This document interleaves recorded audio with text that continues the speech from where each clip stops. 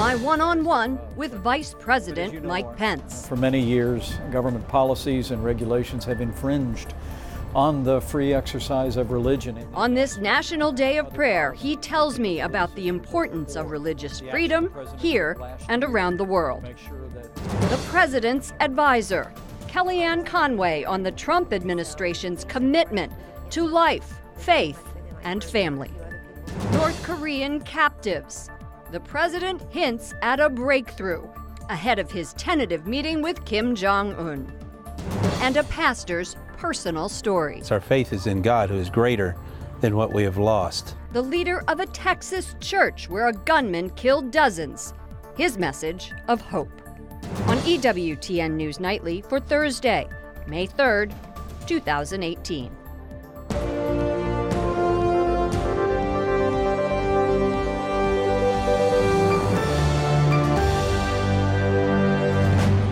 Good evening from Washington, D.C., and thank you to those of you joining us from around the world for news from a Catholic perspective. I'm Lauren Ashburn. President Trump celebrates the National Day of Prayer by signing an executive order, launching an initiative. It recognizes the vital role of religion in our country. We take this step because we know that in solving the many, many problems and our great challenges, faith is more powerful than government, and nothing is more powerful than God.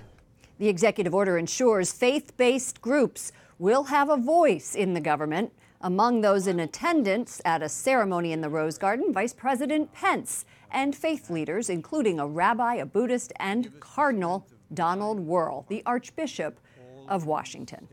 Tonight, my one-on-one interview with the Vice President of the United States, Mike Pence. He tells me about the development of new policies and laws that reflect freedom of religion. Plus, we hear his reaction to the criticism he received at the White House Correspondents' Dinner.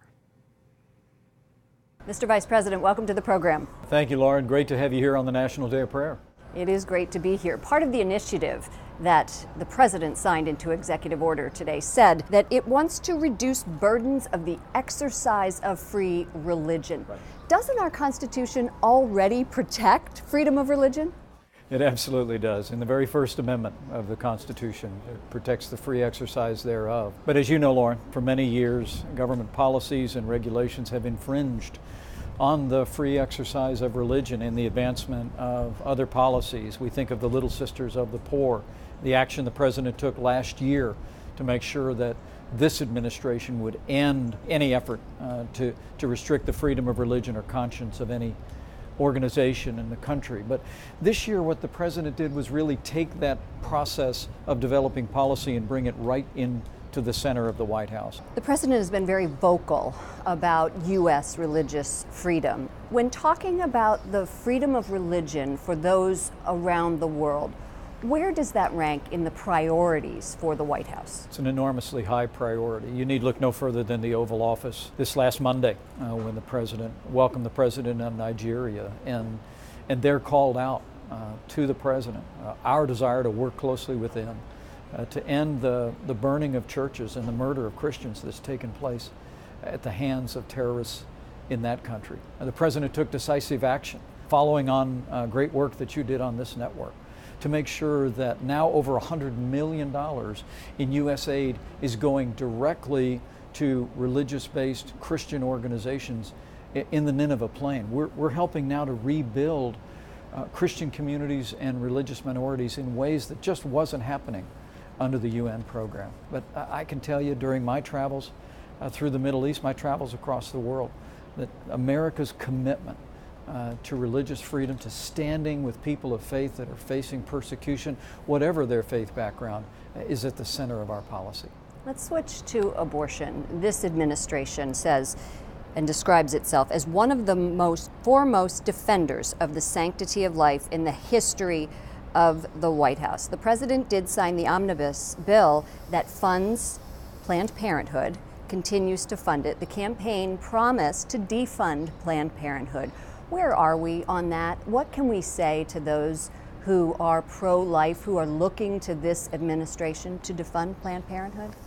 Well, Lauren, as you know, I'm pro-life and I don't apologize for it. And I just couldn't be more proud to stand shoulder to shoulder with the most pro-life president in my lifetime. This is a president who reaffirmed the Mexico City policy, restricting the use of U.S. tax dollars in foreign aid to support abortion overseas. He actually expanded that policy. He's been appointing conservatives to the courts from the highest court on down all across this land. He's taken decisive steps to affirm our commitment to the sanctity of life. And all I can tell you is that we're continuing to look at policies and practices to make sure that not only are we protecting the unborn, but that we're protecting taxpayers who cherish the sanctity of life. And we'll continue to work earnestly on those issues in the days ahead. On immigration, the Catholic bishops have spoken up vociferously about the rights of those who are trying to come to the United States, who are being persecuted in their countries. The numbers of refugees coming in are the lowest that we have seen them in recent years. How do you balance the right of countries to protect their borders and to help those less fortunate? I think the balance all begins with the rule of law, Lauren. The President has said a nation without borders is not a nation. And we're absolutely determined to build a wall, to reform our border security, to give our Border Patrol agents the resources that they need, and reform our immigration laws that too often serve as a magnet for vulnerable people to be exploited by drug cartels or human traffickers who will give them the hope of coming either legally or illegal into this country, and vulnerable families then travel thousands of miles at great risk to do that.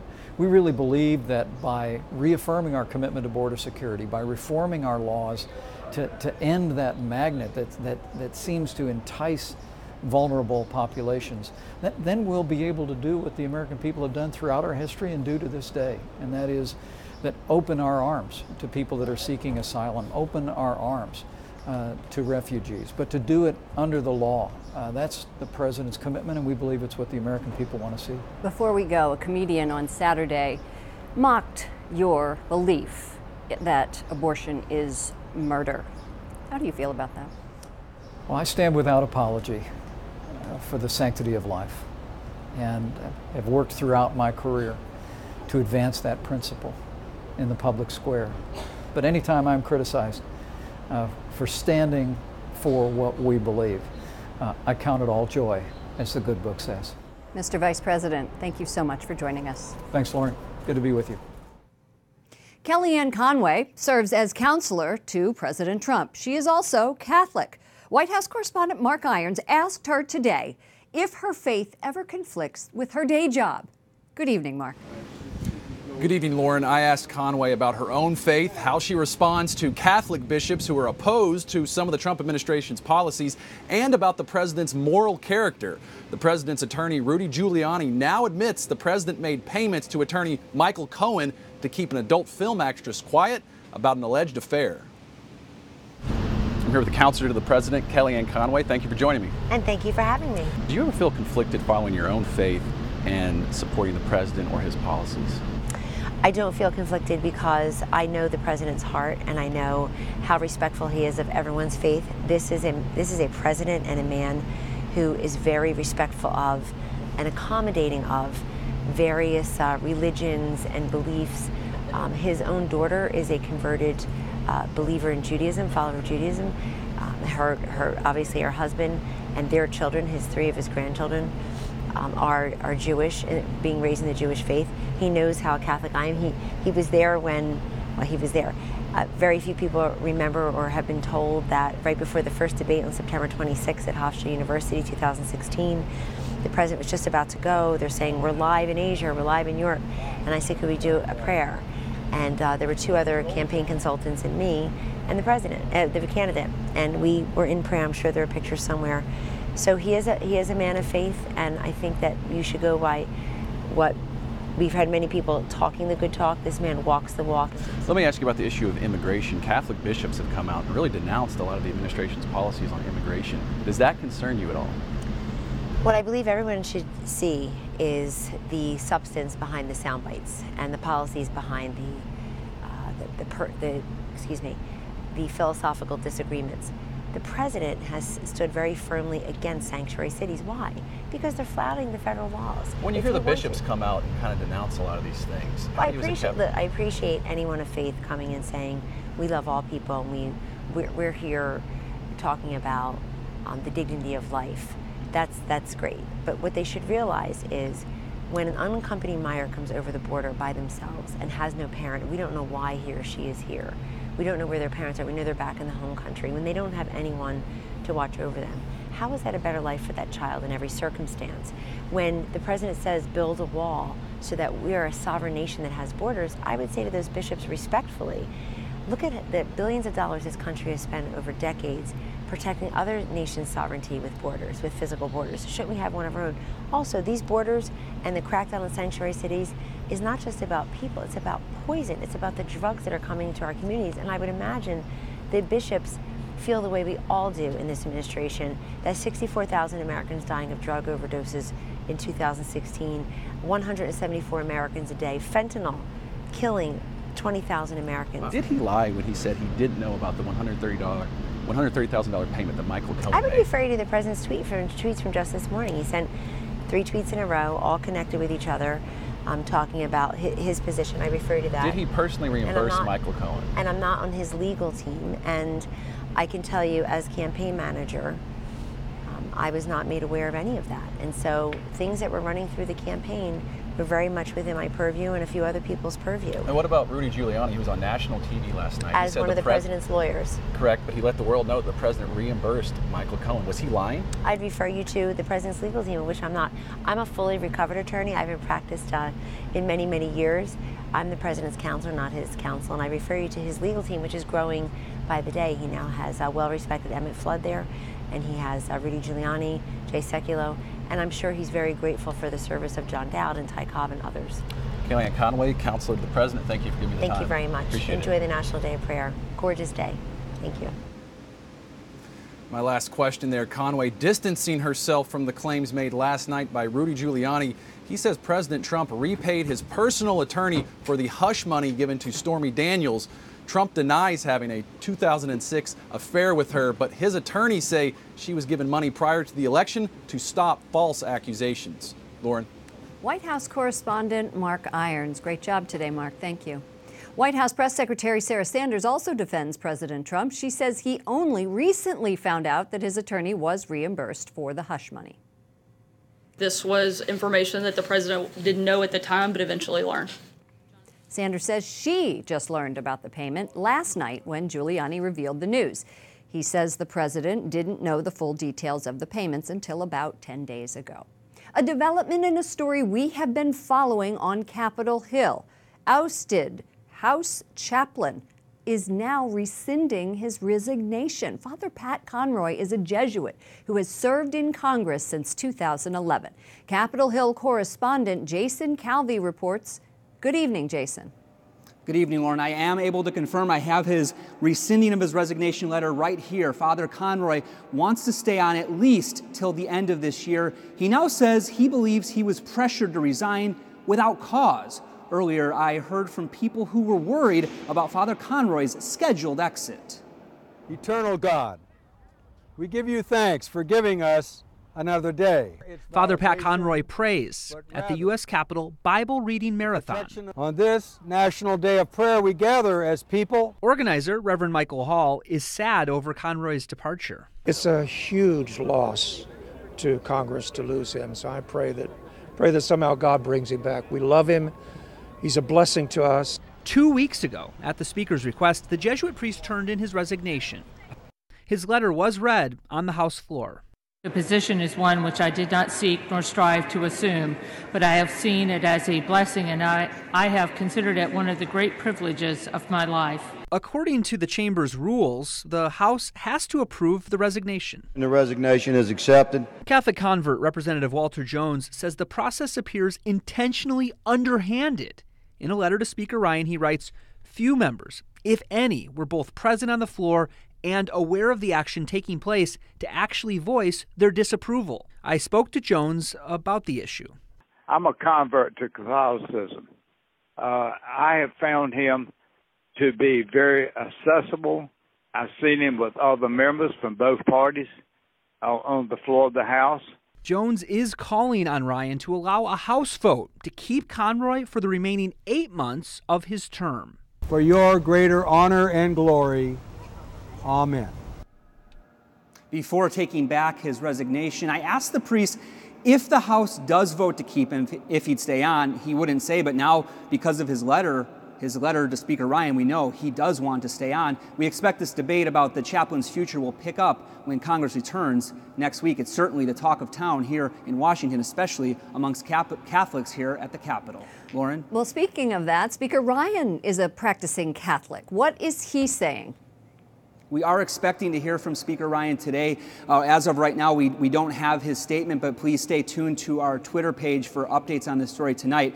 Speaker Ryan earlier has been standing by his decision, saying he was responding to complaints about members saying that their spiritual needs were not being met. His spokeswoman tells me Ryan made the decision he believes to be in the best interest of the House. Lauren?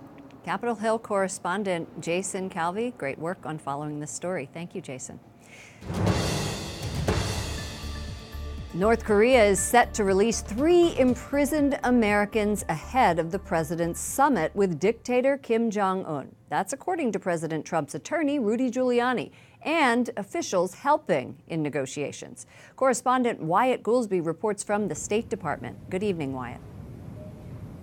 Good evening, Lauren. The State Department has not confirmed that the Americans will be released. They say negotiators are still working to bring them home, but White House officials say if it happens, it would be a sign of North Korea's sincerity ahead of peace talks with President Trump. Just 1 week after the leaders of North and South Korea meet, President Trump is suggesting the North could make a gesture of goodwill towards the United States. The president says on Twitter, as everybody is aware, the past administration has long been asking for 3 hostages to be released from a North Korean labor camp, but to no avail. Stay tuned. The new Secretary of State, Mike Pompeo, and Kim Jong-un discussed the Americans last month when Pompeo visited North Korea. Despite the challenges, he's hopeful. Right now, we have an unprecedented opportunity to change the course of history on the Korean Peninsula. I underscore the word opportunity. We're in the beginning stages of the work, and the outcome is certainly yet unknown. The 3 Americans, Kim Dong-chul, Tony Kim, and Kim Hak-song, have been detained in North Korea for months. Kim Dong-chul has been held the longest since October of 2015. The former Virginia resident and Christian has been accused of spying and stealing state secrets. In March of 2016, Kim was forced to admit he was working as a Christian missionary. 기증 노름을 벌이면서 공화국 주민들에게 종교에 대한 환상과 서방 세계에 대한 존경심을 불어넣어서 수령 숭배 사상을 뿌리 뽑을 그런 계획을 가지고 진행하였습니다. The other 2 Americans are both accused of carrying out hostile acts against the atheist regime. They worked at Pyongyang University of Science and Technology, a private college founded in 2010 with donations from Christian groups. State Department spokesperson Heather Nauert notes that millions of North Koreans continue to suffer every day and that the regime has carried out numerous human rights violations. And according to experts, North Korea is still the most dangerous place in the world to be a Christian.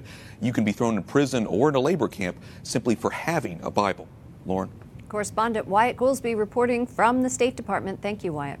One of the 3 men sexually abused by a priest in Chile attends Mass with Pope Francis today at the Vatican. Trasmettere la fede non è fare proselitismo. 3 Chilean survivors have been in the Vatican for nearly a week and have met privately with the Holy Father. He's apologizing to them after remarks discrediting their claims in January during a visit to the country. Our Vatican correspondent, Juliette Lindley, has more from Rome. Lauren, the 3 men, Juan Carlos Cruz, James Hamilton, and Jose Andres Murillo, are sounding positive about their time at the Vatican this week.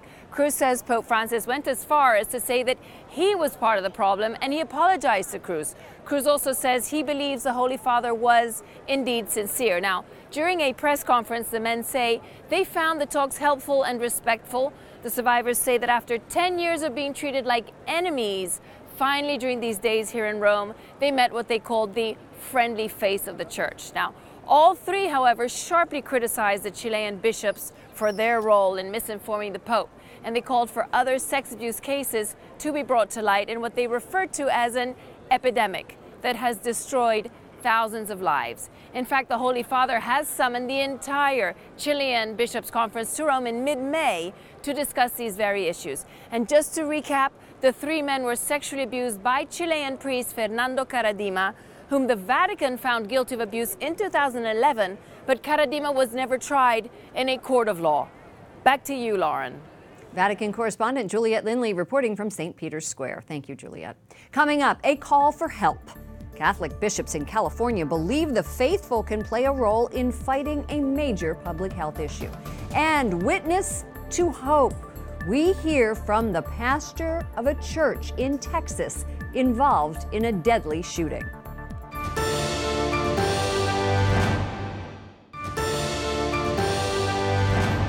The pro-life group Right to Life tweets, on National Day of Prayer, we ask for prayers to end abortion. Hashtag National Day of Prayer, hashtag Choose Life. Today, Pastor Frank Pomeroy attended the Rose Garden ceremony at the White House. He's the pastor of First Baptist Church in Sutherland Springs, Texas, the site of a deadly shooting last November. 27 people were killed, including the gunman and Pastor Pomeroy's daughter. Pastor Frank spoke to our EWTN contributor, Colin Flynn, last week in Texas. The quiet, sleepy town of Sutherland Springs in rural Texas, a small farming community of around 800 people. Frank Pomeroy is the pastor at the First Baptist Church in the middle of the town, and unusually, he was out of town one Sunday when he received a horrifying text. Said that there was an active shooter in church. This is actually happening. A gunman had stormed the church during a Sunday service, killing 26 people and injuring many more. It was the worst mass shooting in the history of the state of Texas. How does a community like Sutherland Springs recover from something like this? I mean, for such a small community, how do they keep going? We have our faith isn't in the tangible and the obvious. Our faith is in God, who is greater than what we have lost. But was there not an outcry from people, including yourself, thinking, God, how could you do this in your own place of worship?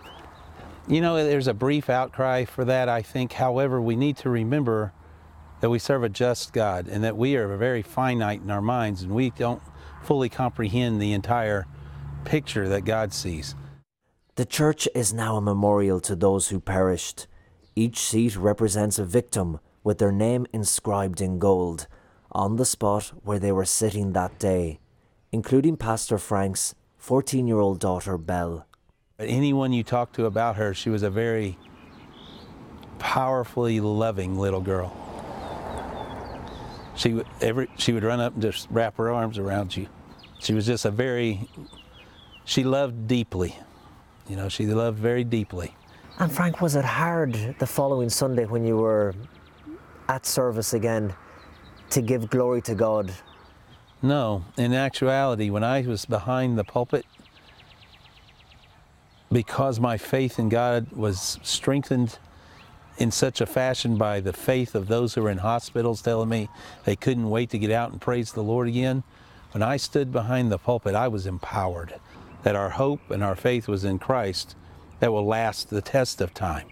For EWTN News Nightly, Colin Flynn in Sutherland Springs, Texas. Up next, the Blessed Virgin, a model to help Iraqi women rebuild their lives. And historians discover new details on life at the Vatican during World War II.